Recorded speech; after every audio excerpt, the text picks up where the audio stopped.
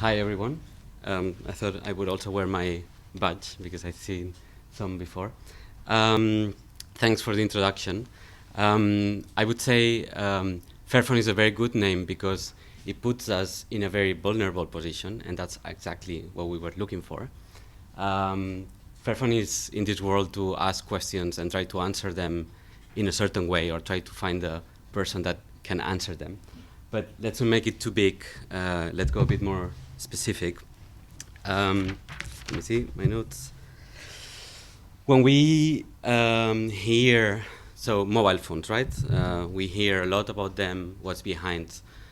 We hear from the news, poor working conditions, inefficiency of use of resources, electronic waste, complex issues that actually have a lot to do with.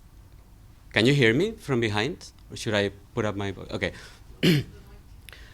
We think that these are complex issues that actually have a lot to do with how we've built our economy, more than just related to a phone.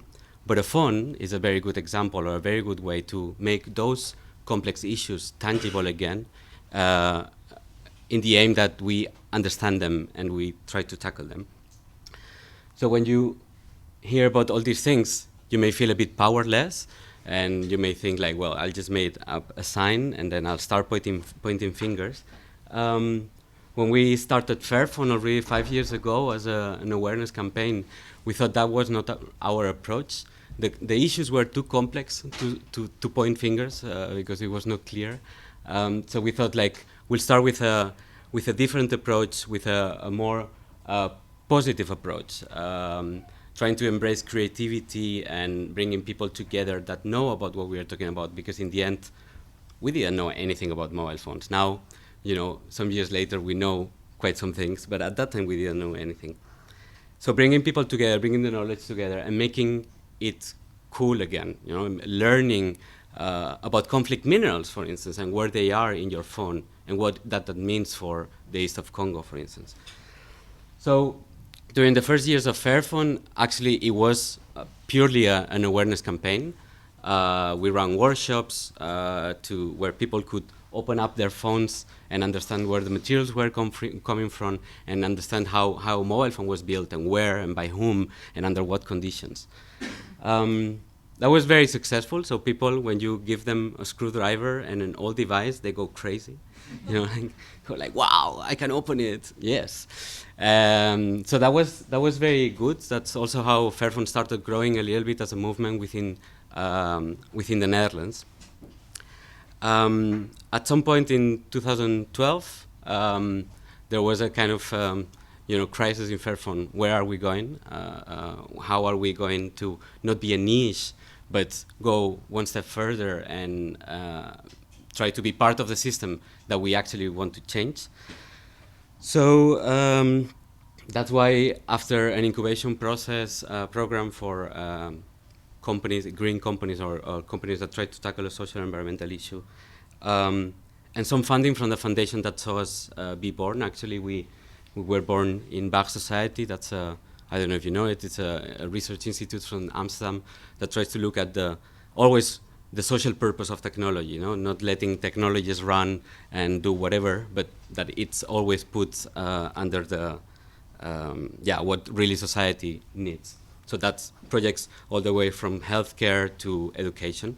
So that's where Fairphone was born, and that's also from where came the first seed funding. So with a small but driven team, not knowing a lot about phones, but luckily with a big network already by then. So after these 3 years of awareness campaign of, you know, running urban mining workshops, that's how we call them, for instance, at the offices of Vodafone, because it's also cool for people from Vodafone. You know, you get to learn also the people that are in the industry, and they start understanding that what you're trying to do, it makes sense, and it's actually what they also want to do. But sometimes they get stuck in this system, in this old way of thinking, in these companies that are so big and so inflexible. So let me see.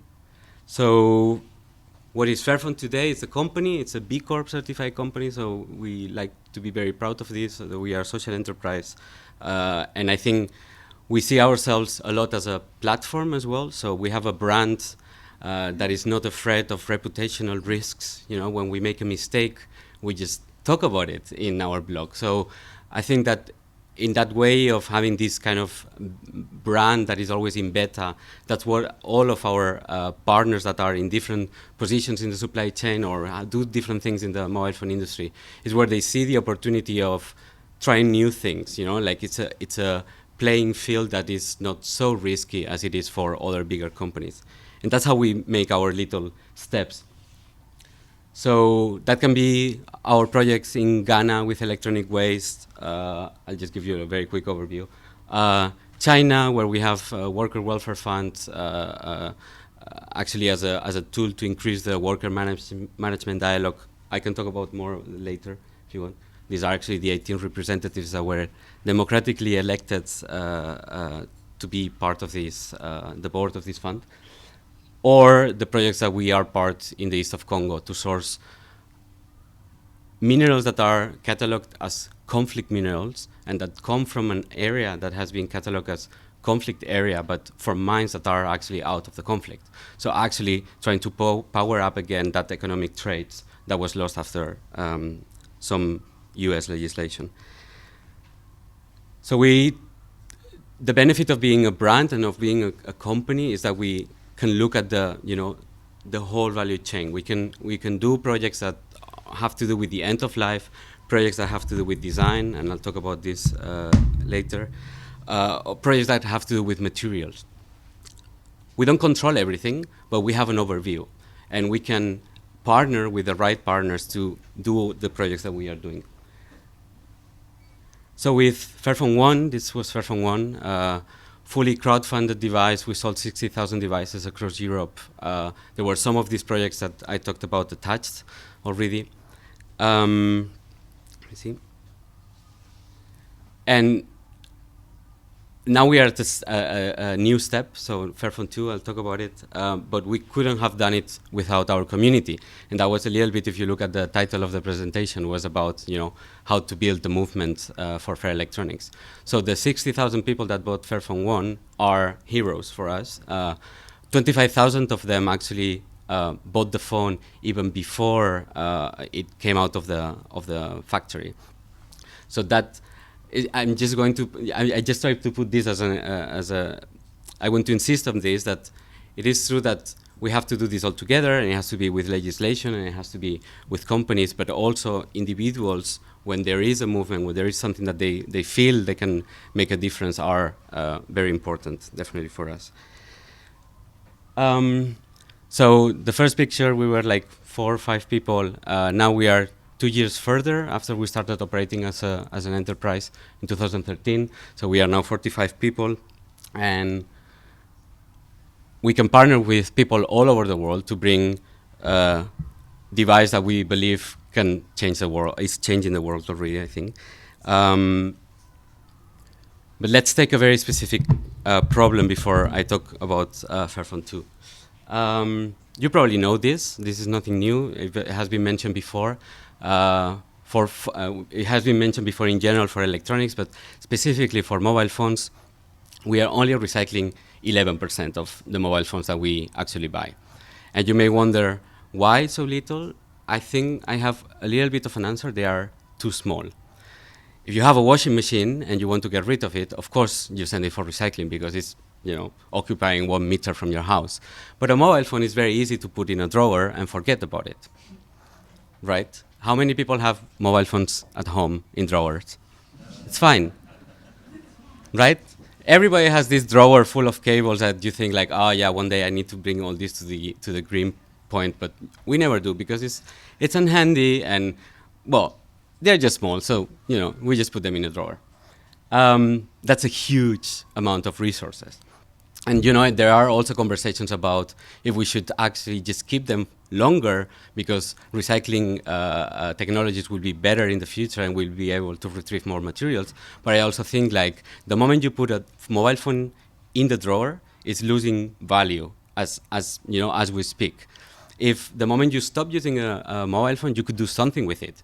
You could repair it. You could give it to a friend. You could resell it. You could give it back to the company that sold it to you so that they can do something more smart than putting it into a drawer. That would be really the gain. So, who cares about recycling? Actually, it's not about recycling. It's about maintaining and about making devices that can last longer, that serve us for many more years, so that we don't end up with 7 phones in the drawer. So this was Fairphone 1. For Fairphone 1, we got a 7. I don't know if somebody knows iFixit in the room? Yeah. So iFixit is a, let's say, open source tutorial platform online that you can pretty much repair anything. So what they do is they take devices, they dismantle them, and they try to make a tutorial on how to change each of these parts. They have a lot of electronics, but also things like clothes, for instance. They have a very interesting project with Patagonia, which is an outdoor clothing company, also to repair clothes.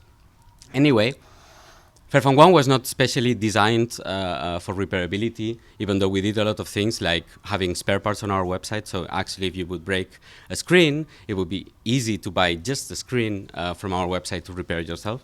So they did our tutorials as well, and they gave us a 7 in repairability. But we thought, we can do better than that, now that we are 45 and we know a little bit more about mobile phones. So already with Fairphone 1, we did life cycle assessment, nothing new. But the most interesting is that we looked at future scenarios. What would happen if we would have a much more circular scenario where instead of having a scenario where people replace their phones every 2 years, we would have like longer cycles, like 5 years, 6 years, including like all the spare parts that are needed to keep those phones for so long. And in a very conservative study, actually, we saw that there could be like a 36% reduction in CO2 emissions if you look at the whole, because actually 50% of the emissions generated in the life cycle of a mobile phone are in production. So if you can delay production as long as possible, then you are, dividing that for many more years. So we've been for 2 years developing Fairphone II. Fairphone II, I like to introduce it as it is made for humans. Right? Because people drop their phones, right? Who never dropped his phone? It's impossible. Okay, maybe if you're very careful. Thanks. It's also very nice that people are careful, I have to say. Yeah. So we're humans, and we go to a shop and we buy something that is beautiful and looks amazing, and maybe has Swarovski's diamonds on it, but it's not made for our everyday life. It's not made for dropping. It's not made for going to a party. It's not made for sitting on it. Actually, a lot of people in the Netherlands, I don't know how it is here, but a lot of people in the Netherlands have a dummy phone to go to festivals, right? Because they don't want to take their smartphone there because they know it's going to be kicked or something. That's also a lot of resources, a phone that is again in our drawer. So Fairphone 2 has been designed with this is maybe a little bit too much marketing, but I want to show you. Designed with a case integrated, so in the design it is integrated that you can drop it once in a while, but it's also very easy to open. So when you stop using a mobile phone because it has a battery that you cannot replace easily, which is happening now more and more in smartphones, of course you're going to just put it in a drawer because your operator is going to give you a new mobile phone just 1 month later, probably, when your 2-year contract finishes. But if we do things that are easy to replace, and if we drop it so hard or 50 people actually step on our phones and we break the screen, we don't need to feel powerless. We can do it ourselves. And I mean, if I can do it while talk, I think everybody can do it at home.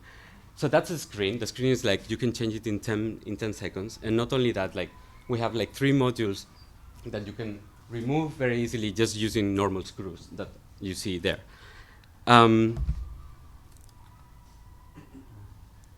longevity not only comes through hardware, so this is very nice, you know, like now you have a Lego phone, like some people call us. I hate it, but okay. So you can replace parts very easily. Even the parts can be refurbished and repaired. But what do you do with software? Of course, you know, like everybody knows, like there's a new cycle of software every year, and we use Android now because it's the most, not trying to be a niche, but trying to be a,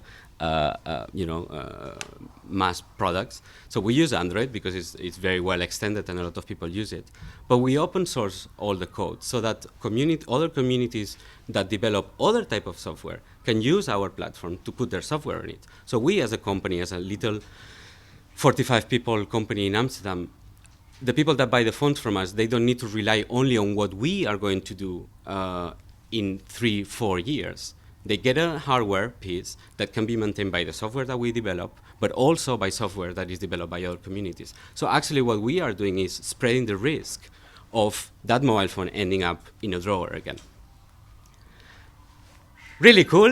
iFixit gave us a 10 in repairability this week. This is very, very new news. That's really cool for us. I mean, it's the first mobile phone in the history of iFixit. It's also not a very old company anyway, but that gets a 10, and we are very proud of it because it means something. It means that you are not trapped anymore in this throwaway society. There are alternatives out there, and Fairphone maybe is one, but there are many other alternatives out there to do that.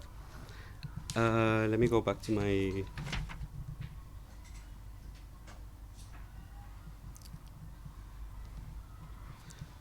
Oh yeah. It is not easy to do the steps to become like a, let's say, bigger company that more people knows us, and then more people buy the phone, and we can take our impact further. We also are just a company. We need money, you know, to scale up a little bit, to be able to, well, be more interesting for suppliers, for instance. You know, like you can have much more influence on suppliers if you are also an interesting product that they want to help you with. But at the same time, we want to try to stay as independent as possible. So that's also why Fairphone I and Fairphone II were completely crowdfunded. Not completely. So the development of Fairphone II was half paid by a bank loan that luckily we were able to pay back as well with the sales of Fairphone II. But it's not easy. I think for us the trick is in keep on creating these tools for people to feel proud to be part of this movement. Going back to the title of the presentation. So not only be proud, but make it tangible as well, so that people can feel that they are really making a change, and that you are honest and you are doing what you are supposed to be doing. I'll skip this. So we are still a campaign. We started like this, but we are a campaign still. So we create spaces for discussion. We bring not only with people from the community, but also with all the partners that we work with. We bring them together to discuss like the very important topics that we need to talk about. That can be, you know, human rights in China or electronic waste again. But there is a lot to do still. If you look at this graphic, I only wanted to bring it because I think it illustrates very well. Maybe you don't see it behind, but the below bar is food industry, and the title of or the question to this was if you as a consumer find it important to take into account social and environmental concerns when buying those products. Actually, to buy environmental and socially just products, yeah. So as we all know, in food is very high. So, you know, it has been there for a very long time. We buy fair trade coffee and all these things. But actually, the top one is telecommunications. So nobody, or nearly nobody, thinks about sustainability of social justice when buying a mobile phone. So that's what we are trying to change, right? Like we are trying to convince people by what we are doing to move them to what food is now. I'm finishing. I think it's important that we also change not the way only products are made, but also how we sell them. And we also use that in so we created a pop-up shop in London to launch Fairphone II, and it was also not just a pop-up shop, but actually a place for workshops. So we invited a lot of partners to give workshops on design, on open sourcing your code. What was there? On repairability. So the restart project from I have to tell you this. A woman came to the repairability workshop with 3 things: a rice cooker, a mixer, and a hair dryer. Hopeless, because nothing was working, but she had heard that maybe somebody could help her. She left the room after 1 hour and a half with everything working again. The hair dryer only had too much hair inside. The rice cooker, it was a resistor or something like that. I don't remember. But and the other thing was only like the plug or the cable. Things are easy to repair, but we just don't have this culture of repairing anymore. Anyway, that was an example of things that we do also when we present our phone. It's not only about selling our phone, but also about changing mindsets. Am I finishing? So this was just the space. So we had like documentaries that we have filmed ourselves behind, and we could explain everything behind the product, and then behind we had like a space for the workshops. We publish everything, so also the cost breakdown is so big that it doesn't fit on the on the screen, but you can see exactly where the money goes, and it's not just as an as an exercise of honesty or something like that, but more because it also, again, it triggers discussions. It triggers discussions about what is fair, no? Going back to the name. What do we have to do next that you think is the right thing to do?